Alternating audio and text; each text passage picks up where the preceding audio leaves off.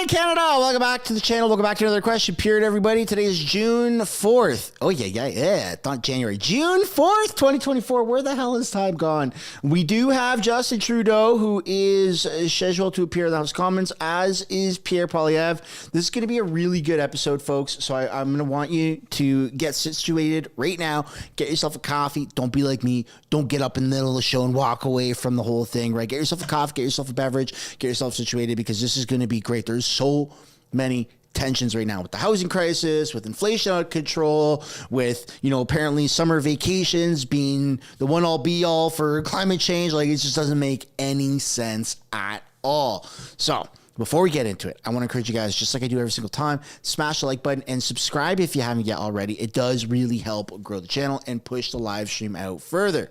And without further ado, hope you all are ready for this. They are doing statements by members right meow. But let's take a look and let's get into the show, shall we? Are also proactive in combating racism, violence against women, and discrimination.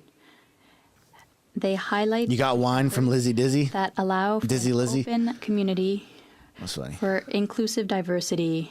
I'd like to say a special thank you to Boubacar, Mariam, Jesus Chapardin, Roberto Sumaila, and Henry and Juan Carlos, who are visiting us today in Ottawa, and to the entire team for their incredible work to bring people together from different cultures and to foster development in the Eastern Townships. The Honourable Member from Aurora Oak Ridges, Richmond Hill. Thank you, Mr. Speaker. After 8 months of the horrible pain of war in the Middle East, many families in Canada are feeling the pain here at home. Too many of us know a family who has lost someone in Gaza or has family there living in fear in unbearable conditions. Too many know of a hostage who is no longer coming home, or a friend or family member who was killed on October 7th in Israel. And too many of us have been affected by the vandalism and violence directed towards our communities because of who we are or because of our beliefs and actions. Well, we as Canadians are out protesting. We must remember not to spread hate and fear through our words and actions, but rather to consider our fellow Canadians and how they might be impacted by them. We have a right to protest and to free speech, and we also have a responsibility to respect and protect our fellow Canadians. As we advocate and work towards a permanent peace and long-term resolution to this conflict, let's first and foremost do no harm to our fellow Canadians. Love for all, hatred for none. Thank you, Mr. Speaker. The Honourable Member for Chicoutimi-Le Mr. Speaker, after 9 years under this government, our streets are less and less safe. The crime rate across the country continues to rise. Montrealers fear for their safety more than ever in their own city. We've reached the point where the city's police force is completely overwhelmed. Yesterday, the Montreal Police's annual report revealed that 911 calls in Montreal have risen by 10% since last year. 1.6 million calls.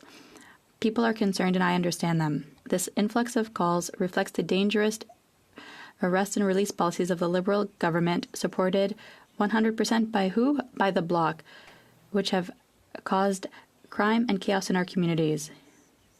The Bloc members who claim to defend Quebecers voted for Bill C-5, which allows convicted criminals to stay home instead of in prison. That's why a Conservative Party in power will tackle crime with tougher crime policies to stop crime, to protect you and your loved ones.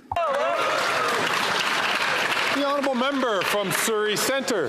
Mr. Speaker, today we commemorate D-Day and the Battle of Normandy, which took place on June 6, 1944, during the Second World War. We honour those who sacrificed themselves and served our country in the ultimate battle that led to Allied victory and the liberation of Europe.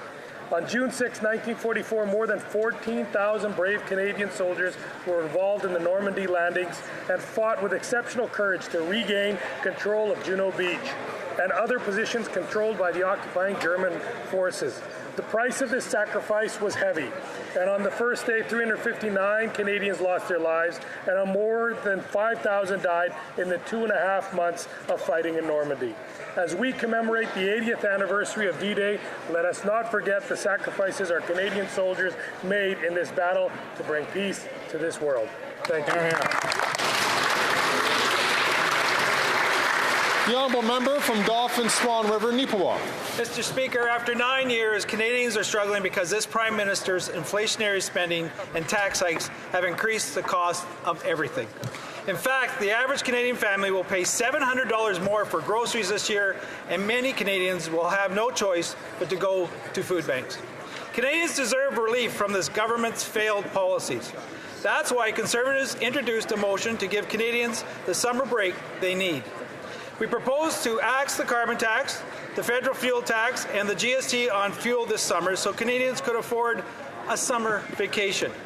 Because unlike the Prime Minister, working Canadians cannot afford to jet off for a luxury vacation. But instead of fighting for Canadians, the NDP Liberal government opposed our motion and voted to keep the tax on Canadians this summer. Only common sense Conservatives will axe the tax and bring home lower prices for all Canadians. The honourable member from Fort Saskatchewan, Sherwood Park, Fort Saskatchewan. They advised the communist regime in Beijing on building military islands. They tried to block their employees from pro-democracy activity in Russia. They pointed the finger at influential Saudi dissidents. They helped to supercharge the opioid crisis. They even advised Disney on how to increase profits at the expense of safety. Armed with dark suits and PowerPoint slides, these are the McKinsey consultants, the people who can execute on anything and solve absolutely nothing. When Liberals came to office 9 years ago, they wanted to bring in well-connected insiders, and of course they chose their dear friends at McKinsey. Today's explosive Auditor General's report Pays to be a Liberal. The NDP Liberal government repeatedly broke basic contracting rules to send $200 million worth of contracts to this certifiably amoral company. No value for money, the scales intentionally tipped in McKinsey's favor, and lacking evidence the contracts were even needed. Liberals love McKinsey and have broken the rules to shower them with taxpayer dollars, but Canadians have had enough. It's time to throw out the consultants and bring back common sense. The honourable member from Oakville North, Burlington. Thank you, Mr. Speaker. Recently, my office ran our 5th annual Young Women in Leadership program.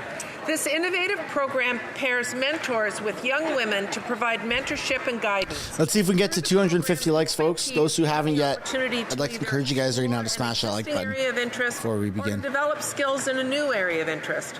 I capped off this year's program by hosting a wonderful reception with keynote speaker Professor Maya, an inspiring sociologist, author, TEDx speaker, and confidence builder.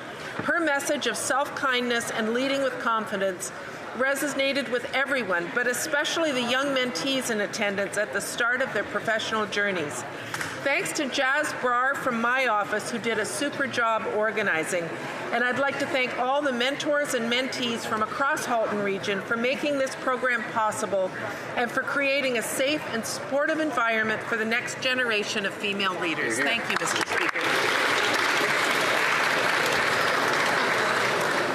The honourable member from Nanaimo, Ladysmith. Mr. Speaker, June is Pride Month, a time to celebrate 2S LGBTQIA+ people, and also a time to unite and combat the disturbing rise in hate right here at home and abroad. There are many organizations doing such vital work that require federal leadership and funding, like that of Reaching Out Assisting Refugees, or ROAR, located in my riding of Nanaimo Ladysmith. ROAR works with people who are criminalized and faced with persecution and discrimination internationally for being 2S LGBTQIA+, some even facing the death penalty, forcing them to flee their home country. To engage in this life-saving work, ROAR receives contributions from generous individuals, businesses, and organizations, but they need the supports to see more refugees sponsored and brought to safety. Today, I urge the Liberal government to commit to the leadership and sustained financial supports required for organizations like ROAR and for all members of Parliament to stand against hate and ensure a future free of homophobia, biphobia, and transphobia. Stop pushing it on kids or on people in general. Montarville.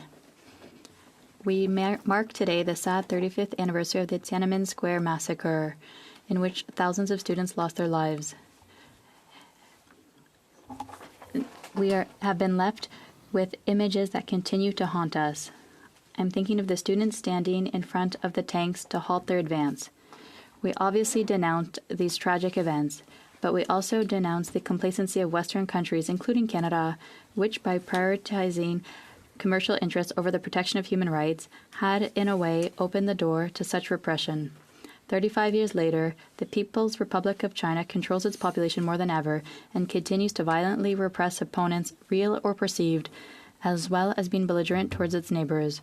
As it continues to ruthlessly crush the pro-democracy movement in Hong Kong and relentlessly threatens Taiwan, it is our duty to recall the tragic events of Tiananmen Square in order to combat the apathy that could once again make us unwilling accomplices in the recurrence of such events.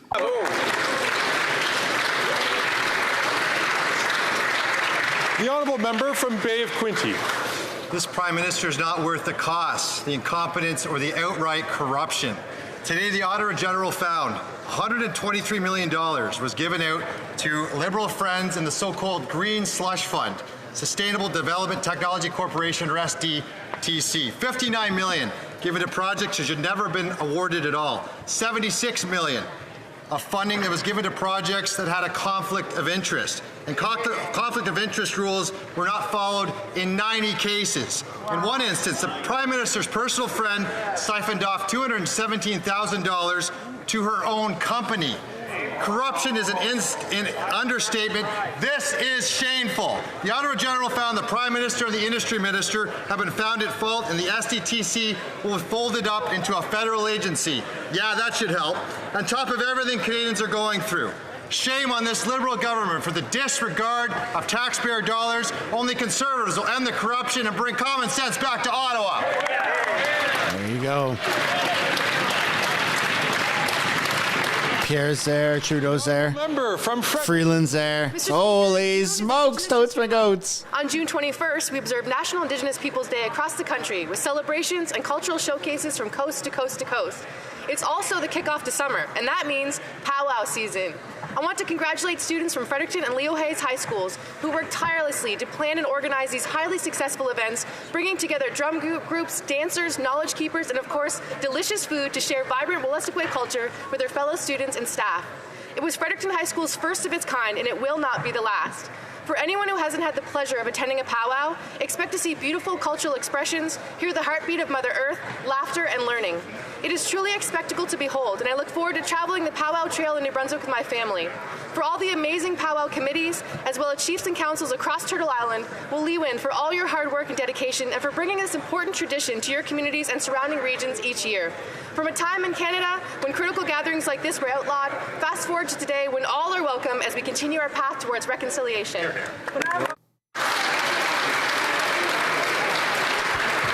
Oral questions. Question. Honourable Leader of the Opposition. The Honourable Leader of the Opposition. After 9 years, this Prime Minister is not worth the cost or the corruption. According to an Auditor General report on the Green Fund, we're talking about billions of dollars spent without respecting the rules, and Liberal insiders who are channeling taxpayer money to their own businesses. A level of corruption that one of the public servants in this government described as being like the sponsorship scandal. Will the Prime Minister take responsibility for this waste and corruption, or just keep blaming others? Before having the Prime Minister answer, I will just invite the member for Timmins James Bay to not speak when not invited to do so by the chair. The Right Honourable Shut up, NDP. Mr. Speaker, as always, we are thanking the Auditor General for her work. We will carefully peruse the reports and carefully consider the recommendations. We must ensure that as we fight climate change and as we move towards a greener economy, we must ensure we are also investing in a responsible and transparent manner, and that is what we will do. The Honourable Leader of the Opposition. Mr. Speaker, the AG's report makes it very clear that the government favored McKinsey with money voted for by the Bloc Québécois. 97 contracts to McKinsey of a value of $209 million. Much more than we knew of previously. That was all channeled towards this Prime Minister's favorite consulting company, with 70% of the contracts without a bid for tender, and at least 4 of the contracts were specifically designed to hire McKinsey. Why give all this money to his Liberal buddies, the Right Honourable Prime Minister? Mr. Speaker, we have taken strong measures to ensure that public service procurement and contract processes are more rigorous and transparent. We must ensure that taxpayer money is invested in an accountable and transparent manner. We will continue to do that as we fight climate change, as we create a stronger, growing economy. The Honourable Leader of the Opposition. The Parliamentary Budget Officer has already proven that the Liberal carbon tax, just like the Prime Minister, is not worth the cost, saying the vast majority of people are worse off under a carbon pricing regime than without. This is partly because of the economic cost that the carbon tax imposes. One of our members for Winnipeg asked the PBO if the government had done an economic analysis of the cost, and he said yes, but they're blocking its release, referring to it as a gag order. Why the carbon tax cover-up? The Right Honourable Prime Minister. Speaker, we of course respect the work of the Parliamentary Budget Officer, who provides independent analysis to this government. In this instance, however, the Parliamentary Budget Officer admitted that he made a mistake with his carbon pricing reports, using incorrect analysis and modelling, which emphasises what we've been saying all along, Mr. Speaker, that 8 out of 10 Canadians get more money back from the Canada Carbon Rebate while we fight climate change. The next Canada Carbon Rebate is actually going to be arriving on the 15th of July in Canadians' bank accounts right across the country. We will continue to put money in people's pockets and fight climate. The Honourable Leader of the Opposition. If that was true, he would simply release the report with the real cost of the carbon tax that he's been hiding. But the Auditor General released another report showing that this Prime Minister is not worth the corruption or cost after 9 years. $123 million in spending in the Prime Minister's Green Slush Fund broke the rules. According to one of the bureaucrats involved, the entire expenditure resembles the Liberal sponsorship scandal. Will he take personal responsibility for these costs and corruption, or will he just blame others again? The Right Honourable Prime Minister. Mr. Speaker, the Minister has already taken measures to ensure that these programs are properly spent, that the processes are properly followed in terms of contracts. We know we need to continue to ensure value for money for taxpayers. He doesn't know what he's saying. Continuing to step up on the fight against climate change, on the creation of a green economy. That is why we continue to deliver a Canada Carbon Rebate that puts more money in 8 out of 10 Canadians' pockets in regions where it is, at the same time as we fight climate change effectively right across the country. Hear, hear. Just going to ask all members to please not take the floor. As the person who has been recognized by the chair to ask the question or to answer the question, so that not only that the chair can hear all the questions and that all members can hear, but especially those who use translation devices, it's difficult for them to hear over the ambient sound. The Honourable Leader of the Opposition.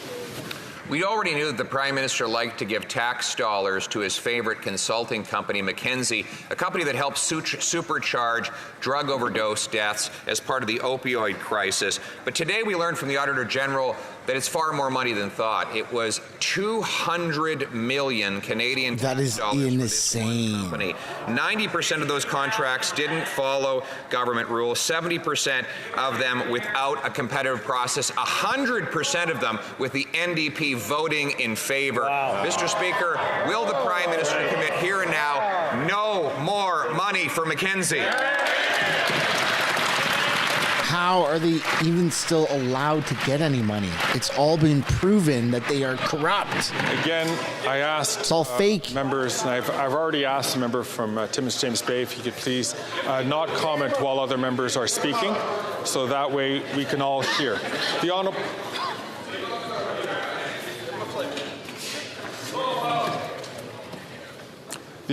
The Right Honourable Prime Minister. Mr. Speaker, obviously the taxpayers deserve to get value for money, which is why we've continued to strengthen our oversight and the measures whereby public servants grant contracts, including to outside consultants. We've reduced those numbers. We're making sure that we're able to both grow the economy and fight climate change at the same time as we ensure value for money. And we will, of course, continue to work with the Auditor General and her recommendations as we move forward. At the same time, Mr. Speaker, we are committed to delivering more money in the pockets of 8 out of 10 Canadians as we fight climate change with the Canada Carbon Rebate. Hear, hear. The Honourable Member for Belleuil-Chambly. Mr. Speaker, the National Committee of Parliamentarians on Security and Intelligence has tabled a report that states that there has been inaction, denial, and incompetence when it comes to handling matters of national security on the part of this cabinet.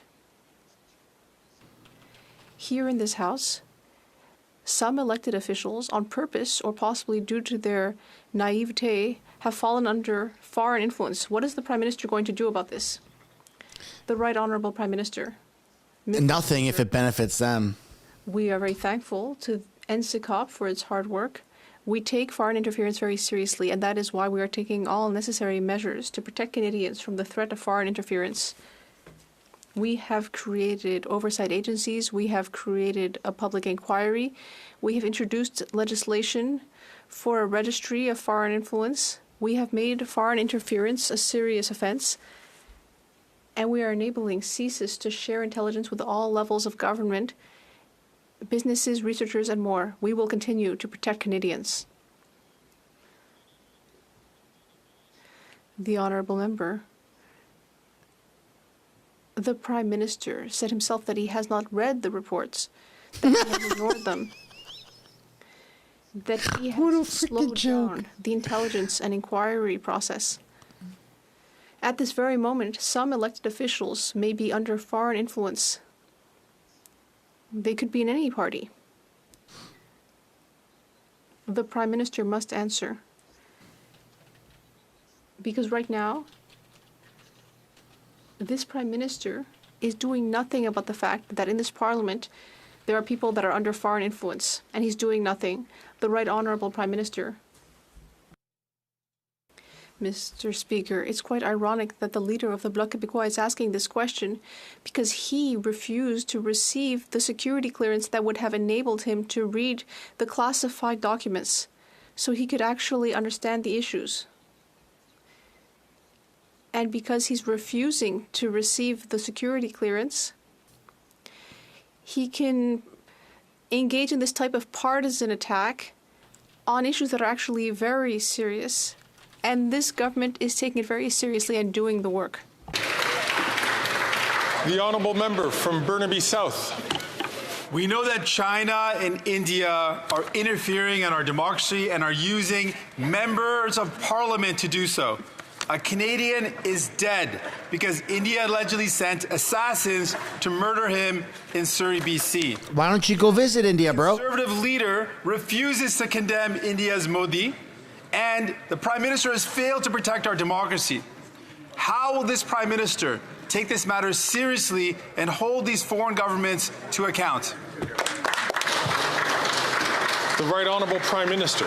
Mr. Speaker, since 2015, we've been the first and only government to introduce significant measures to counter foreign interference. The very creation of the National Security and Intelligence Committee of Parliamentarians, an initiative against which the Conservative Party campaigned and fought bitterly while they were in government, has allowed us to see a lot more and to make sure that all parliamentarians are aware of what the intelligence community is doing to keep Canadians safe. We've moved forward on election protections protocols. We move forward on more tools for our security agencies. We will continue to do everything necessary to protect Canadians.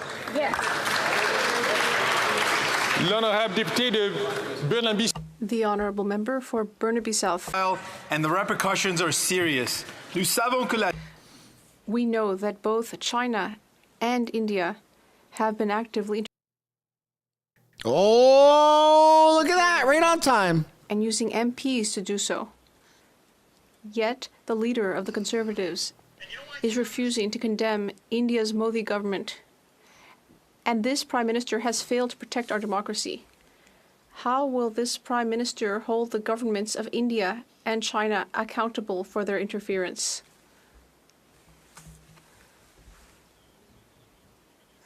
The Right Honourable Prime Minister. Mr. Speaker, not only are we giving new tools to our security and intelligence agencies, as well as our parliamentarians, to fight foreign interference, but also we are standing up strongly against foreign interference by being there for the rule of law and international law. We are standing up against countries that are violating the principles of international law, like Russia, China, and others. We will continue to be there to ensure that we protect people who come to Canada to leave authoritarian regimes. We will be there to protect them. From Thornhill. After 9 years, the Prime Minister is not worth the cost or the corruption. The AG's latest report found that the Liberal-created Green Slush Fund has been directing tens of millions of dollars into companies owned by, you guessed it, themselves. Their own civil servants called it outright incompetence, but it's worse than that. $123 million of inappropriate contracts, almost half, shouldn't have been given to those companies at all. It's even worse, $76 million connected to Liberal insiders. Is it incompetence? Is it corruption? Is it both? What the hell is going on over there? The hell is going on over there?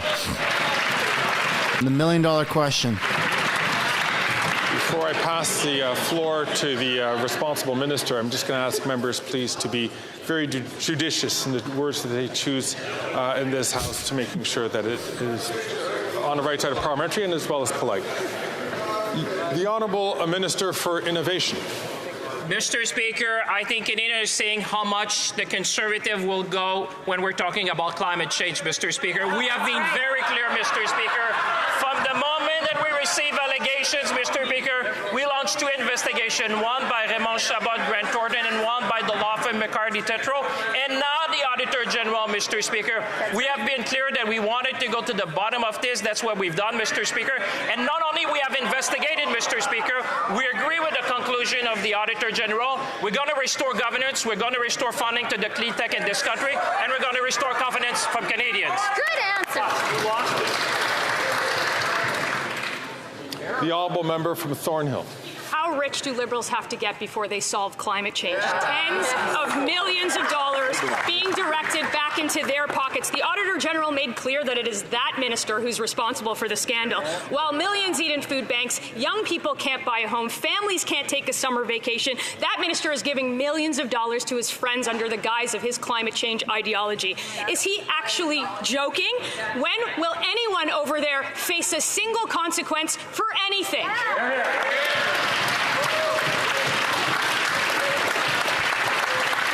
With the Conservative government, Minister for Innovation. They're going to send them all to jail. Calling for the question, Mr. Speaker. You see again the Conservative going, Mr. Speaker. The Auditor General's report was very clear. Parliament decided 20 years ago to have an arms-length organization to manage that, Mr. Speaker. We investigated the allegation. We're proposing now a new governance model, which will be under the rules of the Federal Public Service, so we can have more rules around HR, more rules around funding, Mr. Speaker. We're going to restore confidence. We're going to make sure that we have a model of delivery that have the highest standard, Mr. Speaker. We're going to fight for the clean tech in this sector. Yes, good answer.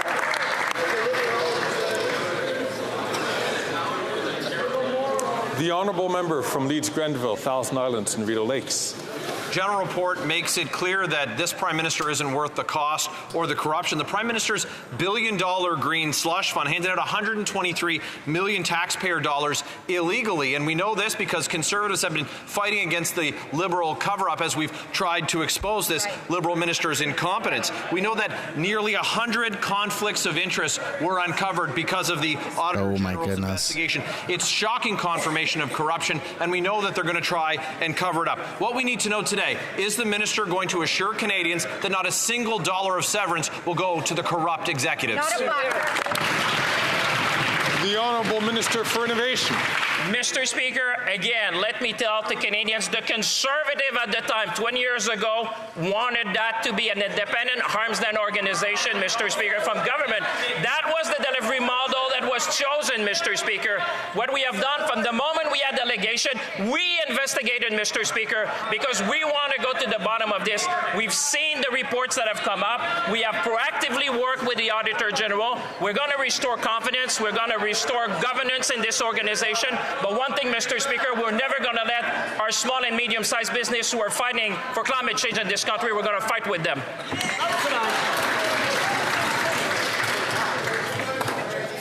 Colleagues, normally this is the kind of energy we'd hear on a Wednesday, but I'm going to ask the honourable member, please, from St. Albert, Edmonton, to please take the microphone when he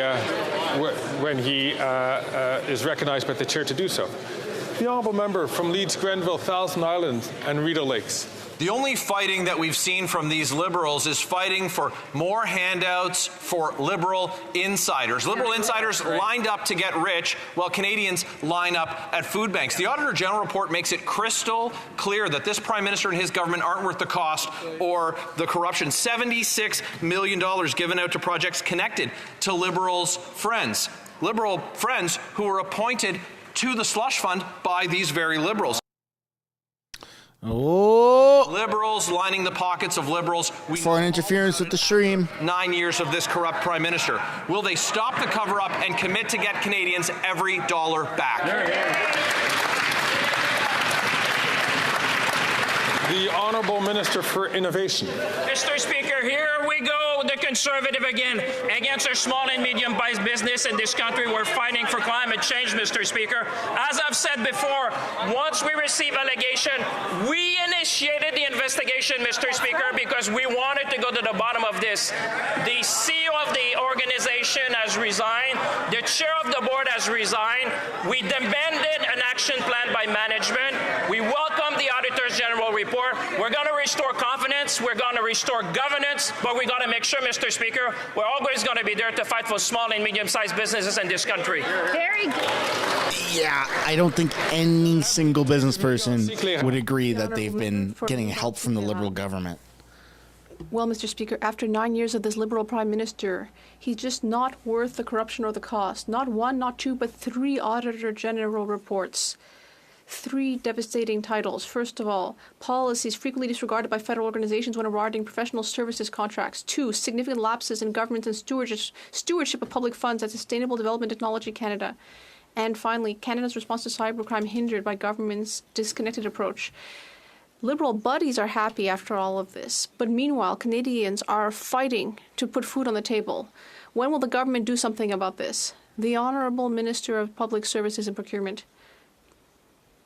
I'd like to thank my colleague for giving me a chance to once again thank the Auditor General for her important work.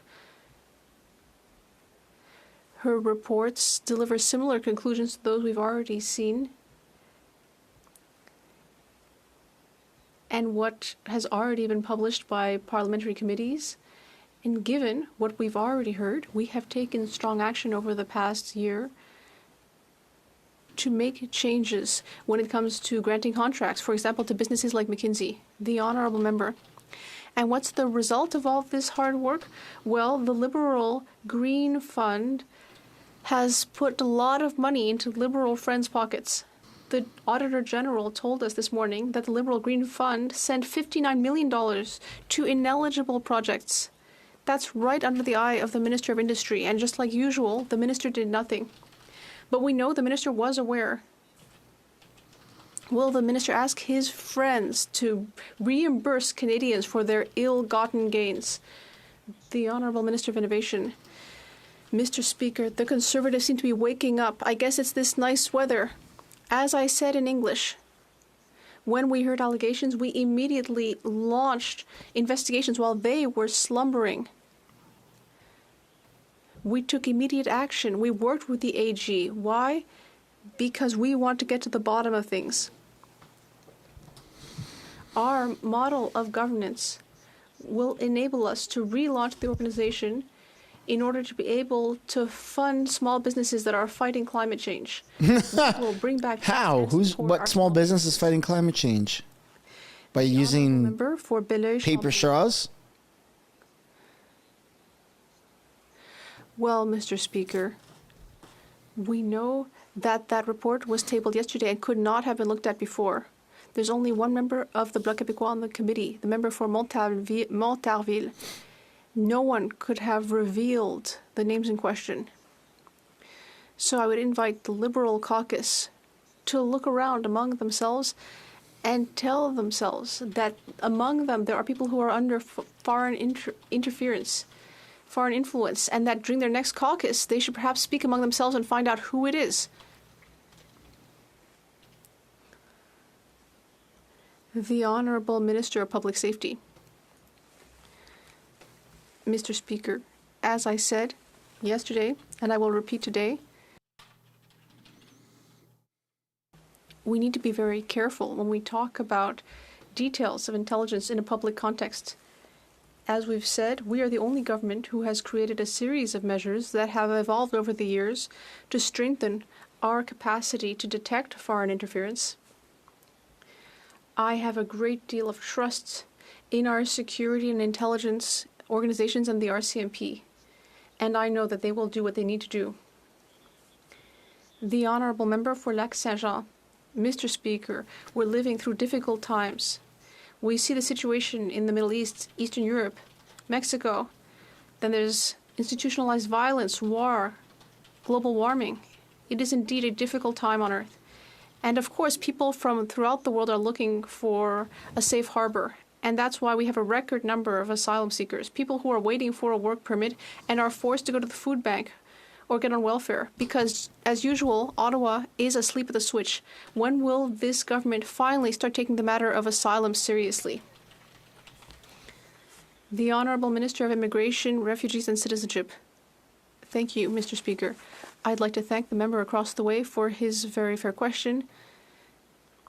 Like many other countries, Canada is facing record high asylum requests, but that doesn't mean we're not taking it seriously. Quite the contrary.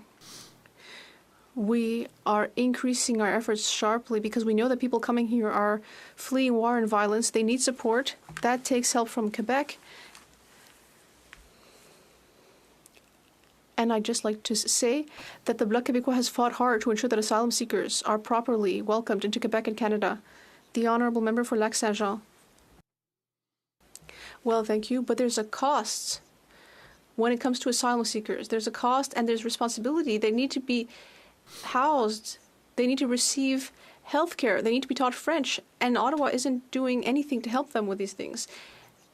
Asylum seekers now represent 20%, nearly 20% of recipients of welfare in Quebec. The Prime Minister likes to say that the huddled masses of the earth can come to Canada, but once they actually get here, he won't lift a finger to help them. He doesn't even give them a work permit within 30 days. Is that what the Liberals really think being welcoming is? The Honourable Minister of Immigration. A few weeks ago, Mr. Speaker, the member across the way was saying that it took 6 to 8 months. This guy is handing out permanent residency to millions of people. That people do get their work permit. We know that it helps them once they can work. We want to do better. Of course, applications are at a record high level, but I'm looking forward to working closely with Quebec on this. From Calgary, Midnapore. The AG report proves this Prime Minister is not worth the cost or the corruption. This NDP Liberal government spent $200 million on McKinsey, which is just another example of this Prime Minister favoring his insider friends. The AG stated this was a flagrant disregard for procurement rules as the government sole sourced with no justification and competitive processes were changed to favor McKinsey. The clear favoritism is just one more example of this government choosing their friends over integrity. Why has this Prime Minister been caught time and time again red-handed, giving his friends lucrative contracts? The Honourable Minister for Public Services and Procurement. Thank you, Mr. Speaker, and we thank my colleague for asking this important question, which allows me to thank again the Auditor General for her important work on this topic. The report comes to similar conclusions as the report that were released by the government last year, and based on those previous findings, we have been acting for more than a year to end the standing offers with McKinsey and all similar companies, which also introduces stricter requirements for department doing their own contracting authorities. The honourable member from Calgary, Midnapore. Dominic Barton. This Prime Minister is not worth the cost or corruption.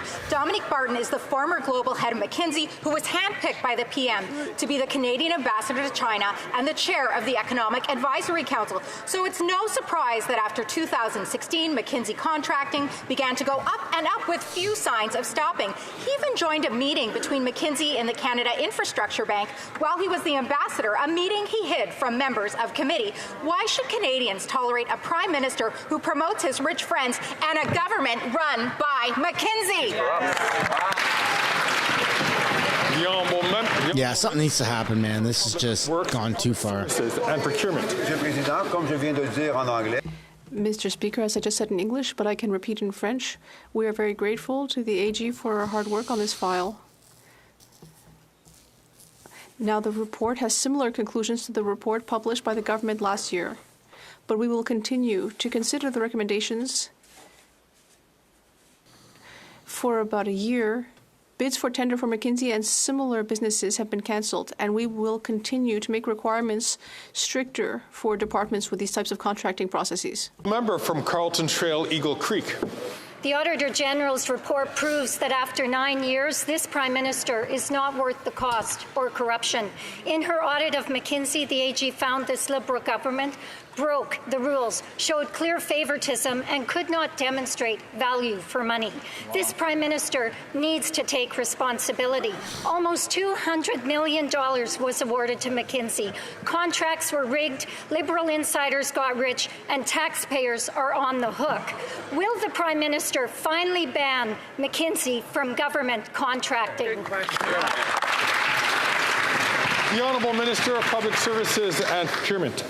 Thank you, Mr. Speaker. I've already answered this question multiple times now. I will just add that in addition to what I've said, these contracts have been closely examined several times, including by the Auditor General, and no indication of political interference was ever found. But talking of contracts, Mr. Speaker, may I talk about dental care, about which the Conservative leader has nothing to say because he believes and claims that it doesn't exist.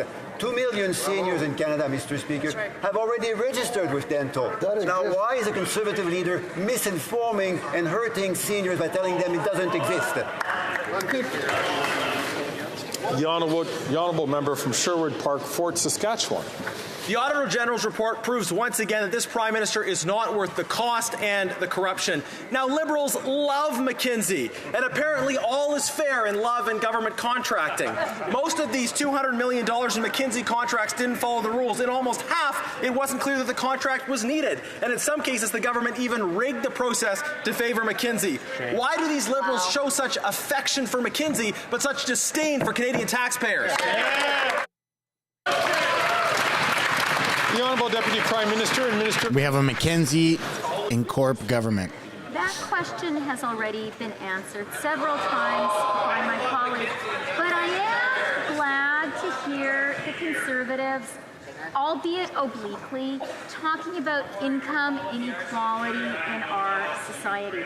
It's a concern that we share. And the good news for the Conservatives is they have the opportunity to support us and to support our increase in the capital gains inclusion rate, a way to ask those at the very top to help the Canadian middle class.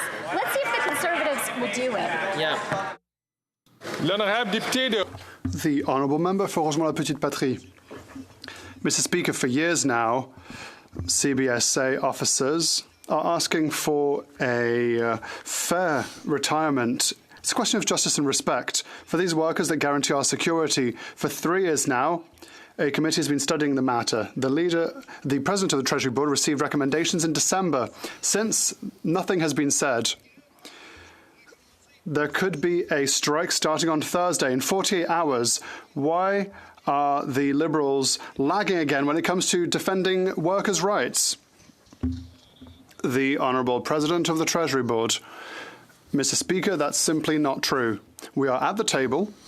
We are continuing to negotiate because it is essential to have an agreement that is fair for taxpayers, and also for our public servants. We continue to be here for the public service in order to reach an agreement that is fair and equitable. We are here, Mr. Speaker. The honourable member from Nunavut. Nunavut already pays some of the highest airfares in the world. The lowest airfare in 2023 from Ottawa to Greece Forward was over $11,000. Unbelievable. Even worse, baggage fees recently went up, ripping off Northerners even more. This is all happening under the Liberals' watch when they promised airline costs would not go up in the north. Flights are a lifeline in Nunavut. Why is this government letting airlines gouge Nunavut for essential travel?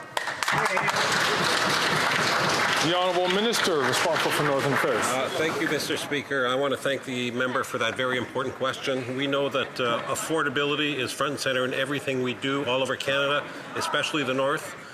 We've brought forward $10 a day childcare. It doesn't even work, bro. First, why would you try to brag about that? Take advantage of that. Certainly, affordability is front and center. We realize that the cost of travel may be high. We're looking into ways to make it more affordable. The honourable member, The honourable member for Saint Laurent. Speaker, every single Conservative MP voted against pharmacare to provide universal access to contraception, and their own caucus members have expressed anti-choice rhetoric. One Conservative member has referenced this legislation as focusing on wiping out or tapering the population. Could the Minister of Health please share how this Conservative member is missing the point of the legislation and how her remarks can be harmful for women and gender-diverse Canadians? The Honourable Minister of Health. Mr. Speaker, we know that over half of the Conservative caucus has been confirmed as being anti-choice, to be against a woman's right to choose.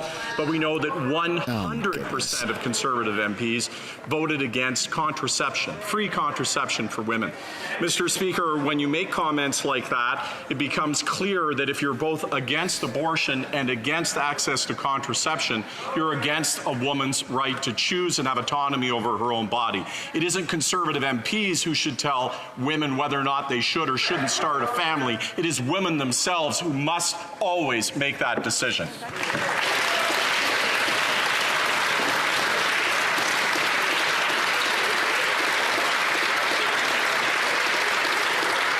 The honourable member from Brantford Brant. The explosive Auditor General's report proves that the Prime Minister is not worth the cost and corruption.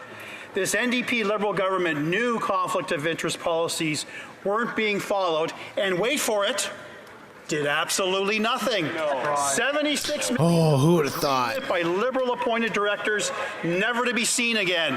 Canadians deserve so much better. Yeah. If the minister knew about these conflicts, why didn't he take his job seriously and fire the directors?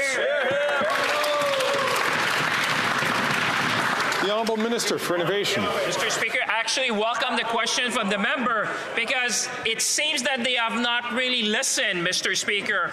The moment we heard of allegation, we launched the investigation when they were asleep, Mr. Speaker. We launched the investigation by Raymond Chabot, Grant Thornton, and McCarty Tetreault.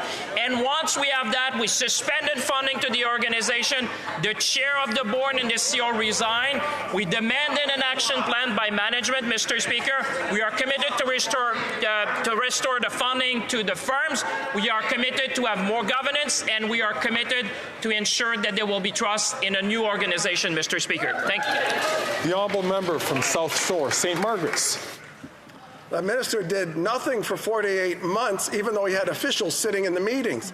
And the Auditor General's explosive report on the NDP Liberal Green Slush Fund shows the personal friends of the Prime Minister funneled obscene amounts of money into their own pockets. The Auditor General confirmed that an incredible 186 times, almost half of all the Green Slush Fund projects, Liberal swindlers voted themselves hundreds of millions of dollars of taxpayer money to their companies. Will the Prime Minister call in the police and make these Liberal swindlers pay back this money?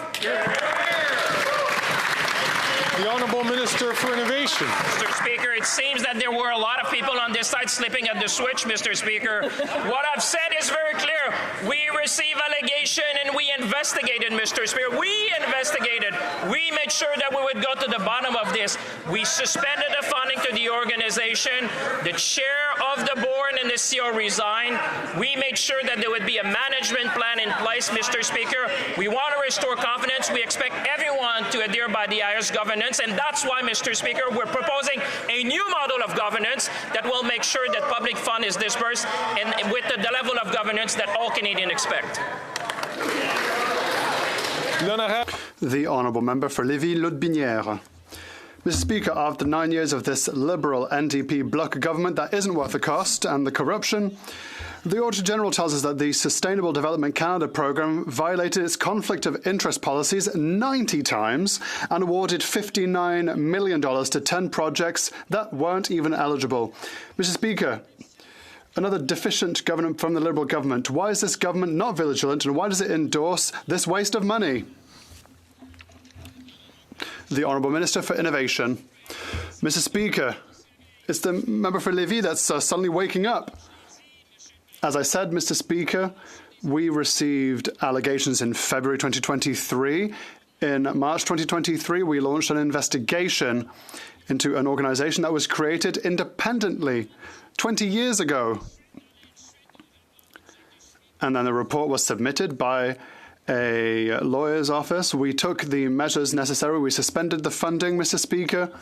The president of the board of directors resigned, and we will be here to restore confidence and make sure that our SMEs can receive money. The Honourable Member for Lévis-Lotbinière. Mr. Speaker, this minister is sleeping at the wheel. The Auditor General has discovered that $76 million in funding has been granted to projects with ties to Liberal cronies. Greasing the palms and enriching Liberal cronies is blatantly unethical and irresponsible. Yet another scandal. Mr. Speaker, why are conflict of interest and money for friends so commonplace with this Liberal government? I had to zoom in on his face. The Honourable Minister for... Oh, man. This is turning into a movie. We can all recognise that the member for Lévis is a great actor, but the reality of the matter is simple. I will say it and I'll say it again so that everyone can allow it to percolate. The integrity is the most important thing for us, Mr. Speaker, and that is the reason for which, when we received allegations, we launched an investigation. We made sure that funds were suspended until we got the conclusions of this investigation. The head of the organisation resigned. The head of the board of directors resigned. We are proposing a new governance model in order to restore trust and make sure that we can support SMEs that are in green technology, Mr. Speaker. The Honourable Member for Terrebonne. The Auditor General's report on the contracts awarded to McKinsey by the government has just been released. 97 contracts worth over $200 million.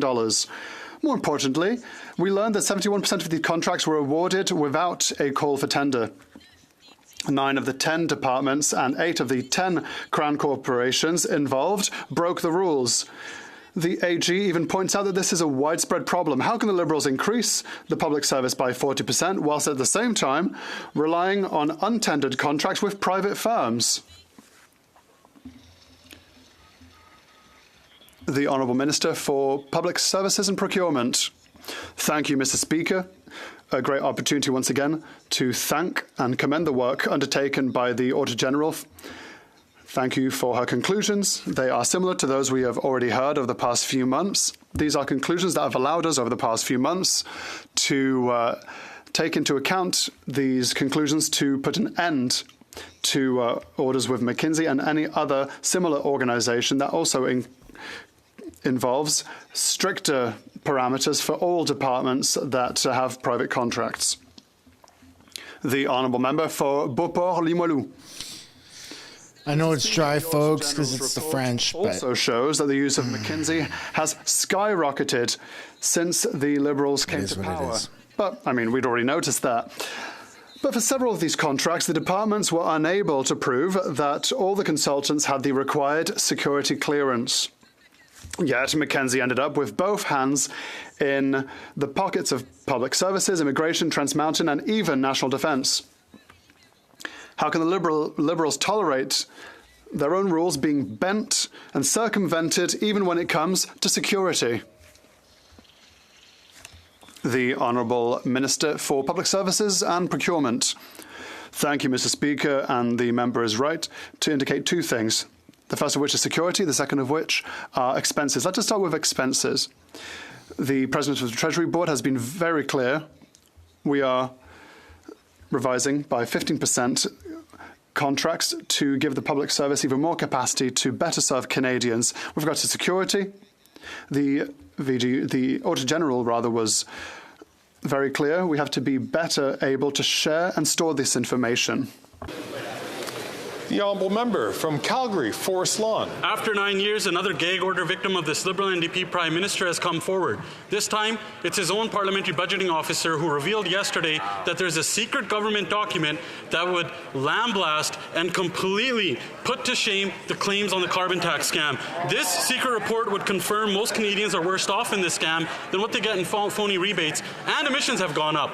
Will this Liberal NDP Prime Minister lift the gag order on the PBO so Canadians and everyone can know what they already know, that this Prime Minister and this carbon tax scam are not worth the cost? The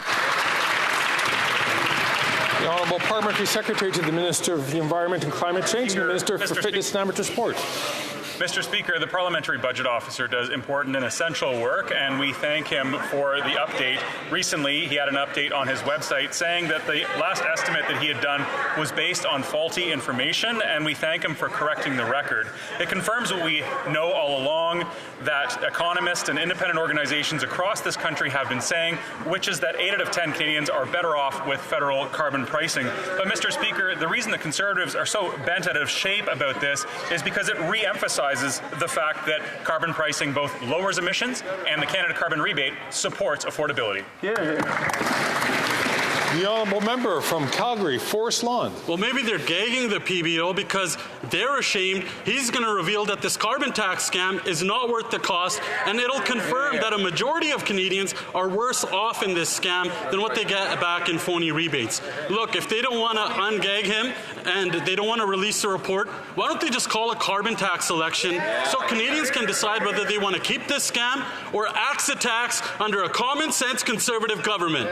Man, I would love to see the results of a carbon tax election right now. Secretary to the Minister of the Environment and Climate Change and Sport and Physical Activity.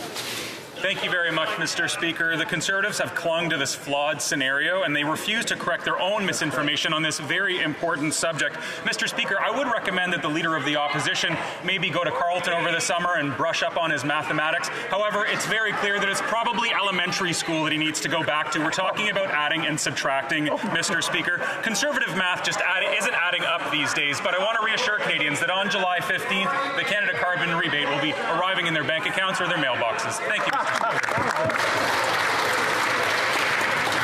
The honourable member from Northumberland, Peterborough South. Mr. Speaker, everybody knows in Canada that, except for maybe this NDP Liberal coalition, that they pay more in the carbon tax than they get back in a rebate. It turns out that even this government knew, even the Prime Minister knows, and you want to know why? We know that because the PBO officer said that. When will this government finally release this report and end the carbon tax cover-up? The Honourable Deputy Prime Minister and Minister of Finance. Mr. Speaker, we know and Canadians know that 8 out of 10 Canadians get more money back with the carbon rebate. But, Mr. Speaker, there is someone who is being gagged, and that is an MP who sits in this House of Commons, the MP for Peace River Westlaw. He had the temerity to say out loud what the majority of Conservative MPs believe, which is that a woman should not have the right to choose. Now we know that these Conservatives who campaigned on a price on pollution and are disavowing it will do the same thing with the woman. The honourable member from Malpeque. Mr. Speaker, this past weekend I was pleased to join colleagues in Halifax for an announcement of the funding for the Ronald McDonald House Charities Atlantic. Ronald McDonald House serves as a place of comfort and stability for many families across Atlantic Canada in time of need. This weekend's announcement will ensure that Ronald McDonald House Atlantic is the first net zero house in Canada, made possible due to our government's commitment to infrastructure investments and climate action, unlike the official opposition. Can the Minister of Housing, Infrastructure and Communities please speak to the importance of this investment? The Honourable Minister for Housing, Infrastructure and Communities. Mr. Speaker, I want to thank my colleague for joining me in Halifax to visit Ronald McDonald House. The Ronald McDonald House organization is an incredible organization that allows families to make sure that they have a place to be when they're away from home to seek treatment for children who are sick. We had an opportunity while we were there to meet Brittany and Riley, who recently welcomed Finley, their new addition, who arrived a little bit earlier than expected. But because the services being provided allowed them a place to stay, they were able to get the treatment they need. We're investing nearly $3 million to help make the facility more efficient, more accessible, and importantly, double the capacity to serve 1,200 families. I want to say thank you to all the volunteers and the workers who make it possible to have such a wonderful facility. The Honourable Member from Montmagny-Lillet, Kamouraska, Rivière-du-Loup. Mr. Speaker, after 9 years of this Liberal government, life is too expensive and Quebecers are paying the price. Yesterday, the Liberal bloc voted against suspending a carbon tax that would give a break to Quebecers. The Bloc Québécois wants to radically increase taxes that are very expensive for Quebecers. The Parliamentary Budget Officer confirmed to the Finance Committee yesterday that the government has an analysis of the economic impact of the carbon tax. They've kept it secret. When will the Minister publish a secret report that proves that Quebecers are right to ask for a bit of a break this summer? That's all we want, man. The Honourable... We'll take it if we can get it. Minister for Finance. Turn the carbon tax off for the summer. Mr. Speaker, during the election campaign of 2021, all Conservative MPs promised to put a price on pollution. It was important, especially in Quebec, because Quebecers understand the importance and the severity of climate change. And now we've seen a flip-flop from the Conservatives.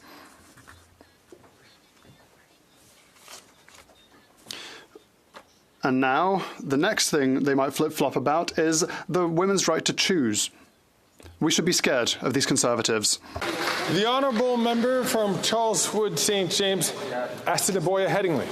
After 9 years of this NDP Liberal government, the Prime Minister is hiding the truth about the carbon tax, that it costs Canadians more than they pay. Yesterday, the Parliamentary Budget Officer confirmed he'd received information from the Liberal government that confirms his report, that Canadians pay more, but was under a Liberal gag order from talking about it. Canadians know it costs them more. When will the Prime Minister stop gagging the PBO and release the secret report that proves Canadians are right? The Honourable Deputy Prime Minister and Minister of Finance.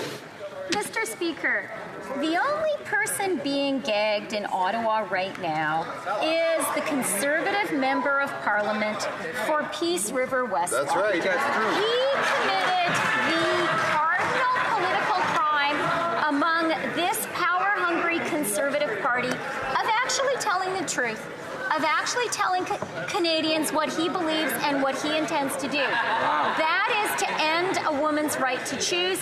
He's in a majority in that caucus. It's time for the Conservatives to tell Canadians the truth about their intentions. Hear, hear. The Honourable Member from Simcoe North.